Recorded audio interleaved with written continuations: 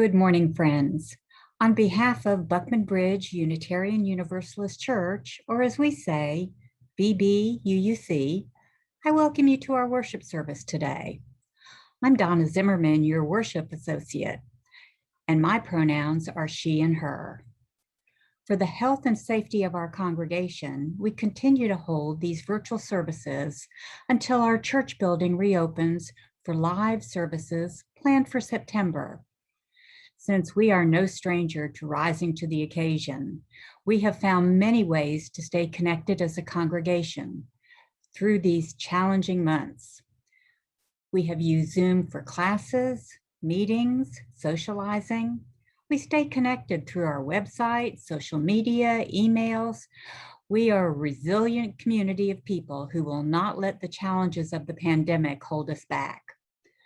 Please check our church website for information, bbuuc.org, and see our denominational website for information about our denomination, uua.org. Whoever you are and however you found us, you are most welcome here. The words for our chalice lighting are written by Melanie Davis. Under the right circumstances, playing with fire is a delight. Imagine being gathered round a fire pit as the crackling flames invite us to sing, dance, and roast a marshmallow or two. Our chalice also invites us to play, although with ideas rather than with marshmallows. The flame encourages us to explore who we are, who our neighbors are, and where we are on our spiritual journeys. Today, we light this chalice in the spirit of play. Let us trust the light to guide us in this hour and in the days to come, finding joy along the way.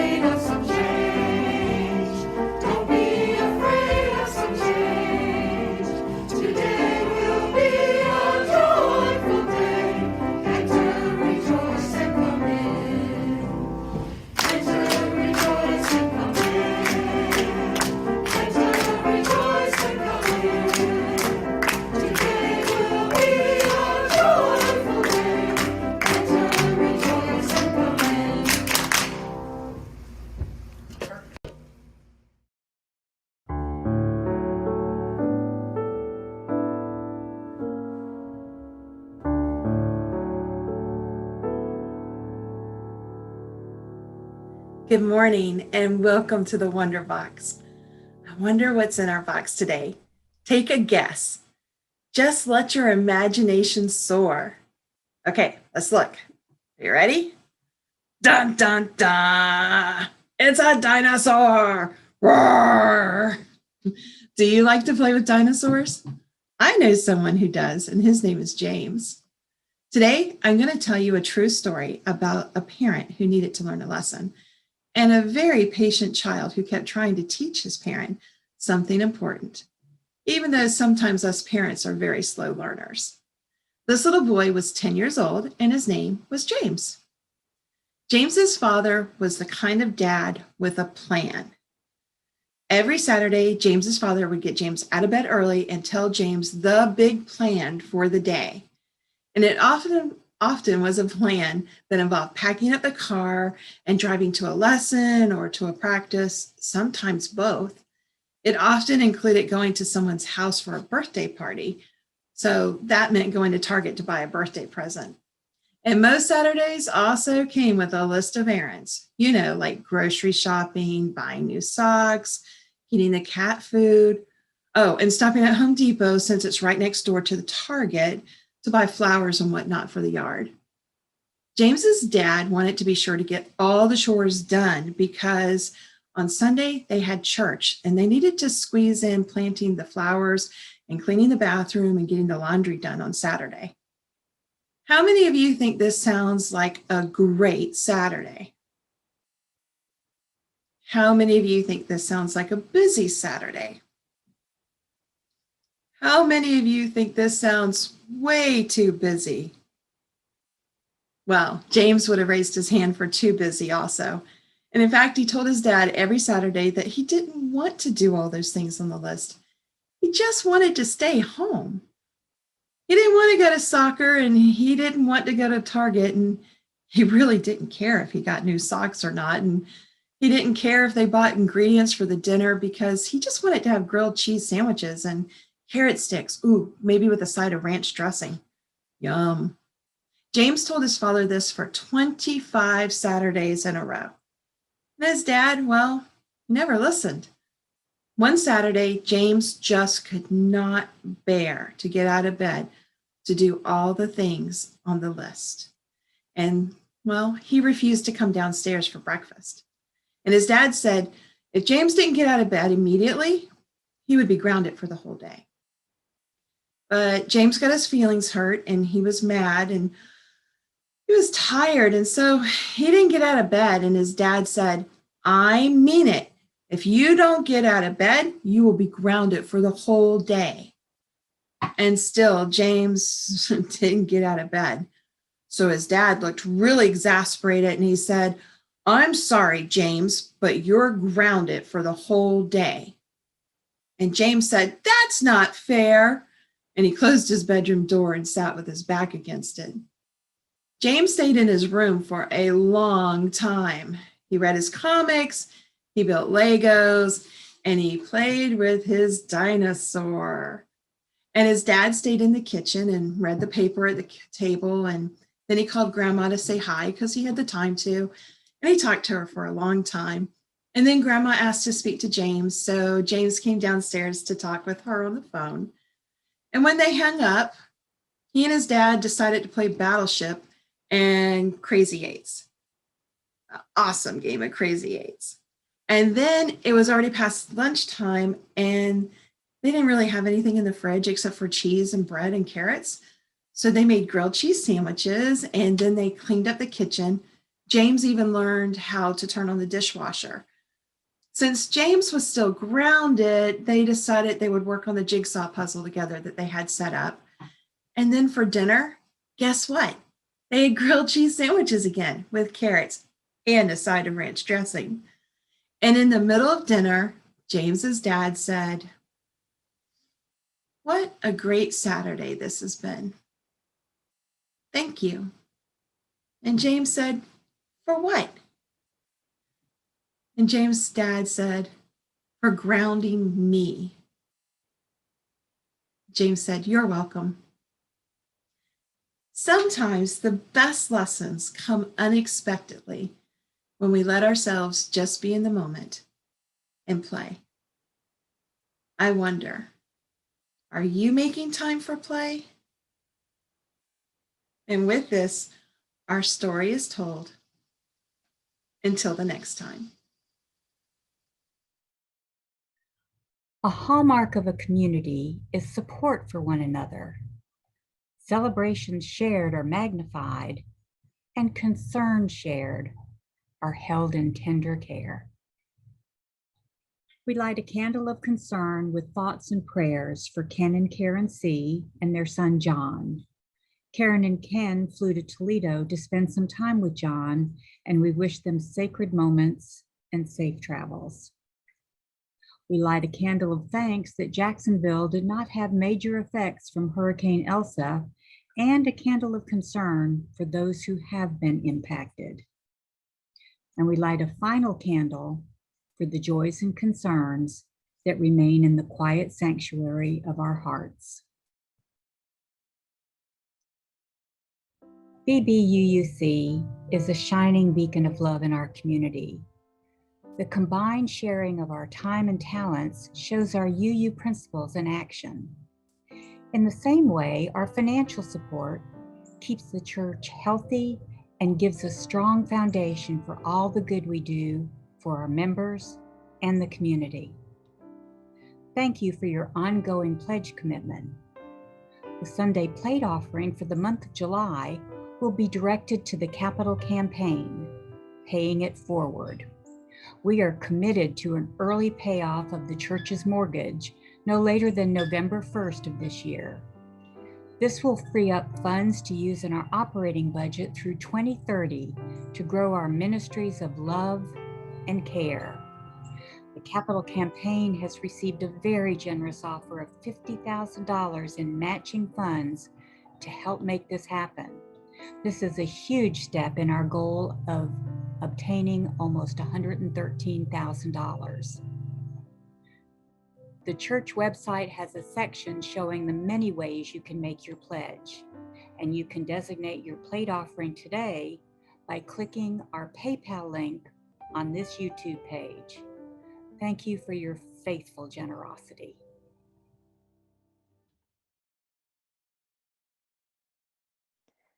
Before my husband and I had our son Carlos, we had our cat, Diego. In that time, there was one morning when I was sitting at my computer at home, responding to emails and paying bills online. Diego started trying to get my attention. First, he walked back and forth in front of my computer screen and blocking my view. So I just ignored him. Then he took his paw and he started slowly nudging my mug of hot coffee towards the edge of the desk. Then he definitely had my attention. I knew what he was trying to tell me. He was saying, enough with the typing and the staring at your computer screen. It's time to play. So I got up from my desk and got one of his favorite toys, a cluster of brightly colored feathers attached to a string. And I flung the feathers around in the air, and he would leap and spin and twist with all the agility of an Olympic gymnast. He was my daily reminder to make time for play and silliness in my life. We don't have any pets at our house right now, but I do play with my son Carlos a lot. Every summer, we set up a small wading pool in our backyard and fill it with water.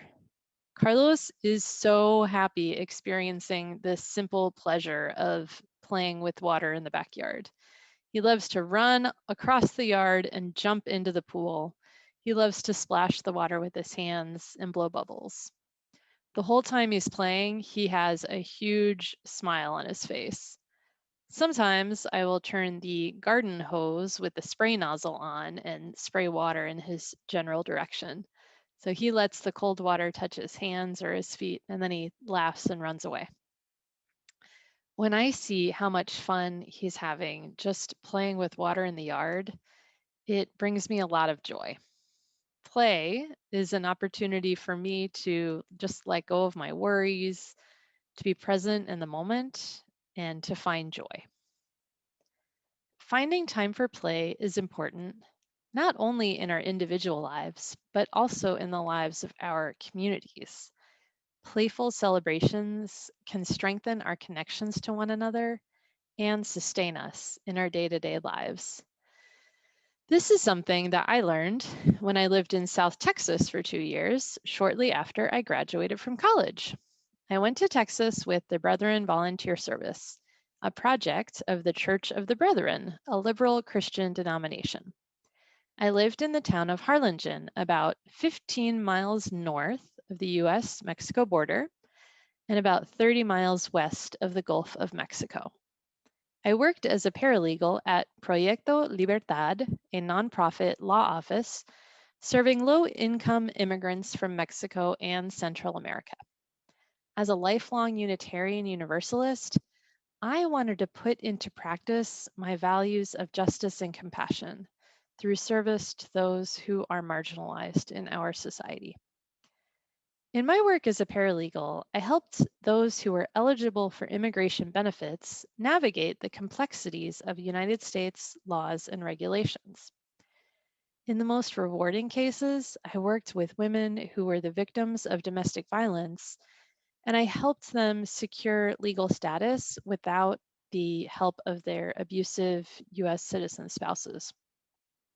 I also had to tell a lot of people, I'm sorry, there's nothing we can do to help you right now with the laws the way that they are. The work was incredibly challenging, sometimes heartbreaking, and also very rewarding. Shortly after my arrival in Texas, one of my coworkers told me I was invited to una pachanga at her house on Saturday. I gave her a puzzled look. I had studied Spanish in college, but I had never heard of the word pachanga. Well, I ended up learning all about it. It is a Mexican slang term that is translated to party, but it is so much more than a party. When we got together for pachangas, there was delicious food, drinks, lively music, and dancing. There were children running around and playing games, and adults talking and laughing and connecting. I arrived in Texas barely knowing a single person, but I was welcomed wholeheartedly into this warm and vibrant community. The people who came to these gatherings were generally those who worked with me at Proyecto Libertad or another nonprofit serving immigrants in the community and their friends and family. Some worked with immigrants who were held at the local detention center. Others visited the detention center for unaccompanied minors who had been detained by Border Patrol. Many of us had the daily experience of hearing immigrants' heartbreaking stories of loss and struggle. And yet, even in the midst of this difficult work, we found time to celebrate. We made time to get to know one another, to connect and laugh and dance. The celebrations sustained us in the really difficult work we were doing. In the same way that taking time to play with my cat lifted my spirits on an ordinary day, the pachangas would lift the spirits of an entire community. In the book Salsa, Soul, and Spirit, Leadership for a Multicultural Age, Juana Bordas shares practices from Black, Native American, and Latinx communities that can benefit all organizations and leaders. She discusses the value of moving from individualism to collective identity. I was curious to know what she had written about the value of social gatherings in Latinx culture. Sure enough, she has a chapter entitled Mi Casa es Su Casa, a Spirit of Generosity. There she writes in great detail about the value of fiestas. She explains that Latinos have inherited traditions of communal celebration from both their indigenous and Spanish ancestors. She writes, quote, Gozar la vida, enjoy life, is a deep-rooted philosophy, sharing good times with family and friends. Latinos will find any excuse to host a fiesta, a celebration given for visiting relatives, births, baptisms, birthdays, anniversaries, Holy Communion Day, young girls turning 15, a new job, moving to a new place, a promotion, or a retirement. Certainly, Anglos also celebrate such life events, but for the Latinos, large extended family, not just blood related, but more like a tribe.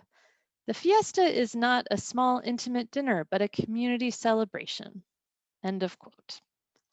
Bordas explains that fiestas are an important way that people in Latinx communities keep their spirits up during difficult times, and they're also a way to cultivate a spirit of generosity. The fiestas are all about sharing with others and extending a generous welcome into La Familia. She says, quote, in all we cultures, generosity strengthens social bonds. We cultures create a collective spirit in which sharing and generosity permeate the social fabric. End of quote. As I read Borda's book, I realized that playful celebrations can help us address the ongoing challenge of individualism in Unitarian Universalism. As I've shared in past sermons, individualism can be a challenge because it leads people to overly focus on their personal needs rather than the needs of the community. It can lead people to focus on personal freedom rather than working towards freedom for everyone. To counter individualism, we need to find ways to work and live together to strengthen our congregation in being able to serve common aspirations and shared principles. And playful community celebrations are one way that we can do this. These celebrations strengthen our sense of generosity towards one another and our connections to one another. They can help us in our journey from I to we. For these reasons and more, playful celebrations are an important part of our Unitarian Universalist communities. In congregations across the country, UUs come together for dances, parties, picnics, and more. Playful gatherings that lift the spirits of everyone who attends. These activities are a vital part of religious life, just as valuable as the time we spend worshiping together, witnessing for justice, and learning in religious education classes. Our Unitarian and our Universalist heritage remind us that playfulness and joy are important aspects of our lives. We are not just here on earth to work to earn a living or to sacrifice ourselves for the greater good of humanity. We are here to take in the beauty that surrounds us, to feel the warmth that comes with being part of a loving community, and to engage in play with liveliness and abandon. We believe in the possibility of paradise here on earth, rather than something that only exists after we die. We can come together to create beloved community, and celebrating together is part of that beloved community. Playfulness and celebration are also key components of our work for social change. Unitarian Universalism has a long history of prophetic people and communities working for justice, supporting those who face discrimination and marginalization. This is the way we live out our values of justice, love, and compassion in the wider world. We are faced with enormous challenges in our communities. When we see everything that is happening in this world, it can be overwhelming. It can be hard to know where to start or how we can possibly make a difference. For this reason, playfulness and celebration are so important to this work. Celebrations can lift our spirits in the face of oppression and remind us that together we can make a difference in the world. Making time for playfulness reminds us that there is joy in the world and that the work of justice is about enabling more people to feel and experience the joy of life. Finding time for play in our lives can lift our spirits and remind us to be grateful for the joys in our lives. Playing games with children, coming together for dancing and music, and spending time with our furry friends. All of these are activities that can bring more fun and renewal in our lives. And as a community, playful celebrations give us the opportunity to enjoy being with one another, to let go of our worries and enjoy the present moment. Bringing more playfulness into our service and justice work reminds us that even though there is great injustice in the world, there is also joy and beauty. May we each find moments for play, for dance, and for celebration in our lives. And may they lift our hearts and nurture our spirits. May it be so.